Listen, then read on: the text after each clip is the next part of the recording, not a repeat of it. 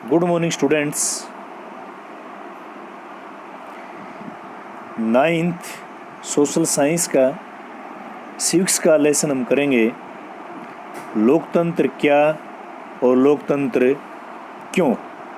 ये second lesson है। वैसे फर्स्ट लेसन समकालीन विश्व में लोकतंत्र, उसको सीबीएसई ने सिलेबस से हटा दिया है, तो लेसन नंबर 1 हो गया है ये, लोकतंत्र क्या और लोकतंत्र क्यों। लोकतंत्र है क्या? भारत दुनिया का सबसे बड़ा लोकतांत्रिक देश है। लोकतंत्र का अर्थ होता है जिस देश में सरकार का चुनाव जनता द्वारा किया जाए, चाहे वो गांव का सरपंच हो, नगर पालिका के प्रतिनिधि हो, मुख्यमंत्री, प्रधानमंत्री, राष्ट्रपति, उपराष्ट्रपति, इन सब का चुनाव जनता करती है। भारत दुनिया का सबसे बड़ा लोकतंत्र इसलिए है क्योंकि भारत की जनसंख्या दुनिया के सभी लोकतांत्रिक देशों में सबसे ज़्यादा है। वैसे तो चाइना की जनसंख्या भारत से ज़्यादा है, लेकिन चाइना एक लोकतांत्रिक देश नहीं है। भारत में 80 करोड़ के आसपास मतदाता हैं और भारत दुनिया का सबसे बड़ा युवा देश है। भारत में 65% आबादी 35 वर्ष से कम आयु की है, तो भारत सबसे युवा देशों में गिना जाता है। अमेरिका भी लोकतांत्रिक देश है, रूस भी लोकतांत्रिक देश है, इंग्लैंड लोकतांत्रिक देश है। लगभग 190 के आसपास देशों में लोकतांत्रिक व्यवस्था प्रत्यक्ष या अप्रत्यक्ष रूप से पाई जाती है।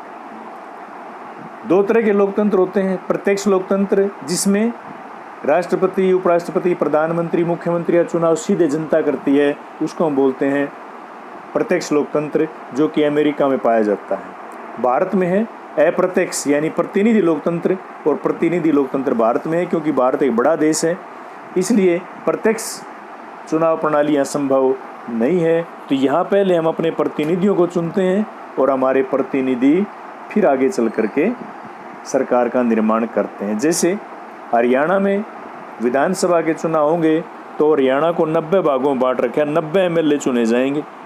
तो जनता अपने एमएलए को वोट देगी, जो उनको पसंद है उसको वोट देते हैं, और वो 90 व्यक्ति जिनको वोट ज़्यादा मिलेंगे वो चुनाव जीत जाते हैं। उनमें से जिस दल या गठबंधन को 46 से ज़्यादा सीटें होंगी, वो सब मिल करके बैठेंगे और अपने में से किसी को मुख्यमंत्री चुन लेंगे। यानी हमारा काम है प्रतिनिधि चुनने का, मुख्यमंत्री चुनने का काम हमारे प्रतिनिधियों का है, तो उसको बोलते हैं अप्रत्यक्ष लोकतंत्र। यानी सीधे प्रदेश का मुखिया कौन बनेगा ये जनता तय नहीं कर सकती, क्योंकि ऐसा अधिकार भारत के संविधान ने हमें नहीं दिया है।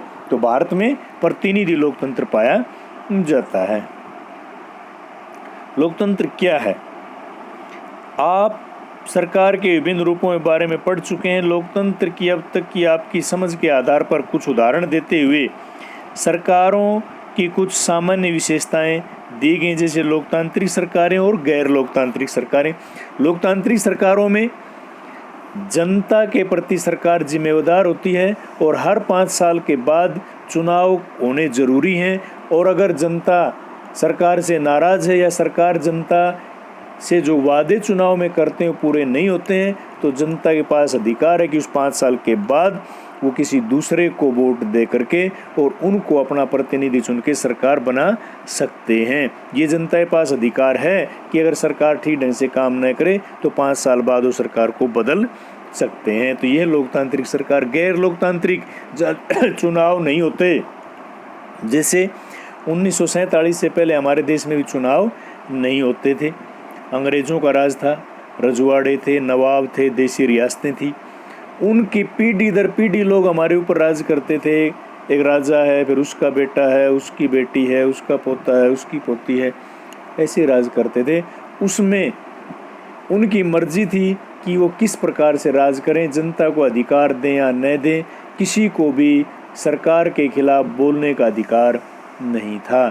लेकिन अब लोकतंत्र में हम सरकार के खिलाफ आवाज़ भी उठा सकते हैं, हड़ताल भी कर सकते हैं, रोड जाम कर देते हैं, रैलियां करते हैं, और आने वाले चुनाव में वोट दूसरे को दे करके उनको हराने का काम भी जनता कर सकती है।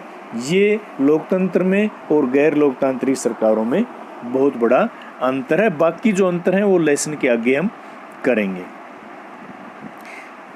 परिभाषाओं की जरूरत क्यों है? आप आगे पढ़ने से पहले आइए सबसे पहले एक मेधावी छात्रा मैरी की आपत्ति पर गौर किया जाए।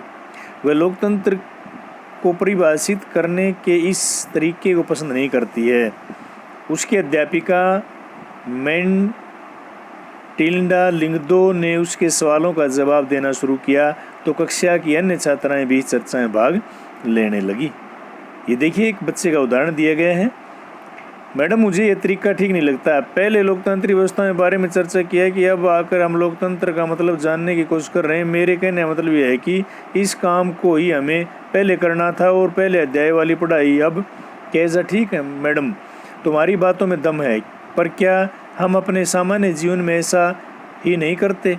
क्या हम कलम, बरसात या प्रेम जैसे शब्दों का प्रयोग करने से पहले इनकी परिभाषा स्पष्ट रूप से जरूर मानते हैं? जरा सोचो, क्या हमारे पास इन शब्दों की बहुत स्पष्ट और सर्वमान्य परिभाषा है? मेरी फिर परिभाषा की जरूरत क्यों? मैडम, हमें परिभाषा की जरूरत तभी पड़ती है जब हमें किसी शब्द का उपयोग करने में परेशानी हो।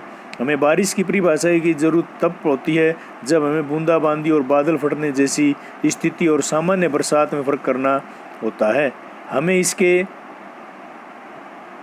लिए स्पष्ट रूप से परिभाषा की जरूरत है क्योंकि लोग इस शब्द का प्रयोग अलग अलग अर्थों के लिए करते हैं।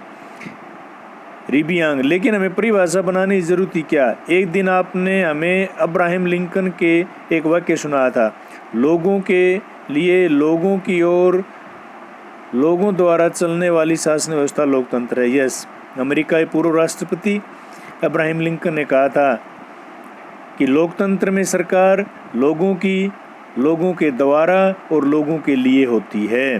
कि लोग ही अपने प्रतिनिधि चुनते हैं, सरकार लोगों के लिए काम करती है और जो प्रतिनिधि चुने जाते हैं वो भी लोगों में से ही होते हैं। मेघालय में हम स्वयं पर राज करते हैं, इसमें सभी लोग मानते हैं। हमें यहाँ पे बदलाव की जरूरत क्यों? यस, हमारे जैसे लोग ही जो हमारे बीच में रहते हैं वही हमारे वोटों से प्रतिनिधि चुने जाते हैं और वही हमारे ऊपर राज करते हैं।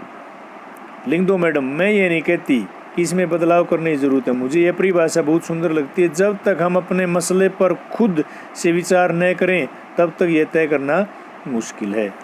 दूसरा बच्चा कहता है, मैडम क्या मैं कह सकती हूँ कि हमें कोई परिभाषा तलाशने की ज़रूरत नहीं है? डेमोक्रेसी यूनानी शब्द डेमोक्रेसिया से लिया गया। यूनान में डेमोस का अर्थ होता है लोग और क्रेसिया का अर्थ होता है शासन।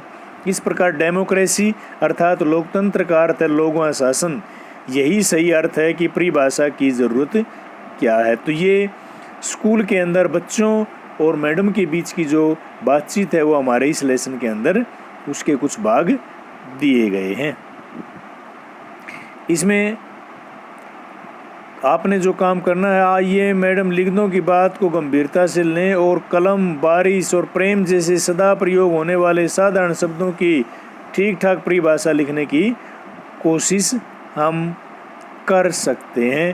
तो ये लेसन के अगले भाग के अंदर हम इस प्रकार की लोकतंत्र क्या है और लोकतंत्र क्यों है और किस किस प्रकार से लोकतांत्रिक व्यवस्थाएं हमारे देश में आगे चली हैं, उन सब के बारे में हम इसमें पढ़ेंगे।